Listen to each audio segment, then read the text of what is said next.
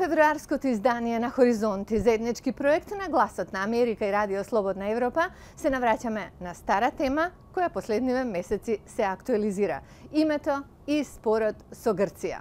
Еве што знаеме досега и како работите се перцепираат во странство. Започнуваме со колегите од Прага, кои сумарно ја представуваат ситуацијата на теренот. Има приближување во 3 од 7 точки за кои според Атина, Македонија и Грција треба да постигнат договор во пакет со договор за името, информира премиерот Зоран Заев. Секако суштинските позиции се многу значајни. Името, уставот дали ќе се менува или не, јазикот и други работи кои што таму се спомнува. Секако тоа е суштината на самиот преговорачки процес и можноста за изнаоѓање на решение. Јас верувам дека ќе бидеме прагматични двете страни. На закројувањето на лозијата за Свети Трифун во Тиквешијата, Заев не кажа кои 3 точки се договорени, но рече дека тоа веројатно се најлесните.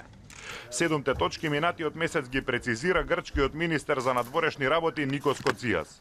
Тој рече дека треба да се решат името, употребата на името, идентитетот, јазикот, трговската употреба, акронимите и знаците. Во интервју за новинската агенција Reuters, тој рече дека некој треба конечно да го реши спорот за името. Σήμερα δεν πάμε να βαπτίσουμε αυτό το κράτος. Αυτό το κράτος εμπεριέχει τη λέξη Μακεδονία και μάλιστα για 140 κράτη χωρίς επιθετικό προσδιορισμό. Σήμερα αυτό που κάνουμε είναι ο γάμος. Είναι σαν μια ωραία κυρία που έρχεται στο γάμο και αναρωτιέται αν στο επίθετό της θα προσθέσει και το επίθετο του ανδρός της. Според досегашните изјави, очигледно е дека нерешени се прашањата за идентитетот, јазикот и опсегот на употреба на новото име. Премиерот Зоран Заев вели дека поприлично се решени символите МКД и МК. Тој исто така вели дека за него е прифатлива географска одредница. Грција пак бара име за севкупна употреба, односно ерга омнес, што ќе значи и промена на македонскиот устав. Премиерот Заев вели дека промена на уставот не треба да има, но не е дециден по однос на тоа прашање. Се чини дека црвените линии најасно ги исцрта шефот на македонската дипломатија Никола Димитров, кој посредбата со посредникот на Обединетите нации Метју Нимиц во Скопје рече дека Македонија нема да преговара за идентитетот. Така што ако дојдеме до таа точка за решение да треба да се допира идентитетот, за жал нема да има решение. Меѓутоа ќе биде многу жално ако две европски држави во 2018 година не се доволно големи ова да го препознаат. Премиерите на двете земји Зоран Заев и Алексис Ципрас кон крајот на јануари во Давос се договорија да направат одстапки заради изнаоѓање решение за спорот за името. Заев се согласил автопатот Александар Македонски да се преименува во автопат Пријателство, а аеродромот Александар Велики да се преименува во Меѓународен аеродром Скопје. Ципрас пак рече дека ќе ги поддржи процедурите кои грчката влада претходно ги суспендираше.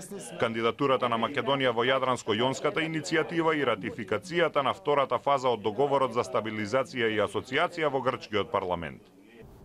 Но со одстапките не се сите среќни, а некои додаваат проблемот ќе се реши, но прашањето е колку долго тоа ќе трае.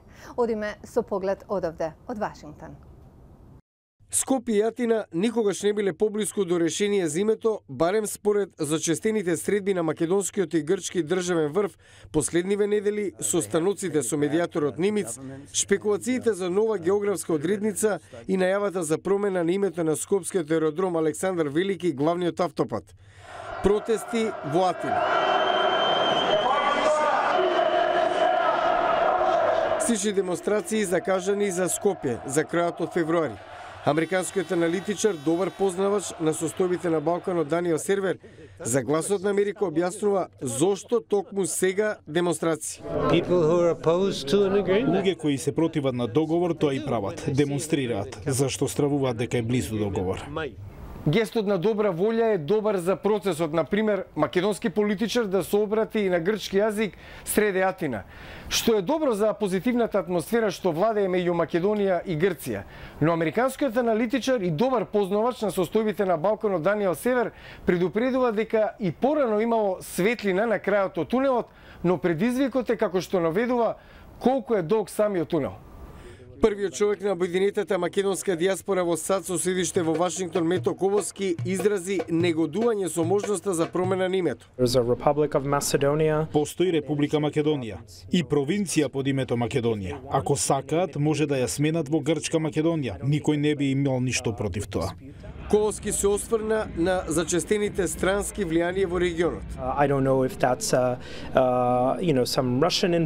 Не сум сигурен дали се работи за руско влијание или за внатрешни политички предизвици со кои се соочуваат и зошто толку масовни демонстрации, но очевидно е дека Грција ја загуби битката. 137 држави ја признаа Македонија, јавното мислење е на нејзина страна, зошто Македонија би требала да направи повеќе отстапки со промена на уставот или знамето. Сервер кој е поранешен американски дипломат има совет до Скопје и до Атина, особено во делот каде двете страни најмногу имаат диаметрално спротивни позиции.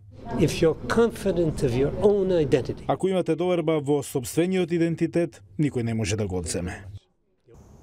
Поздрав од двете редакции на Гласот на Америка и Радио Слободна Европа. Јас сум Лилица Китановска од Вашингтон. Сите изданија на Хоризонти може да ги најдете на нашите интернет страници. До гледање.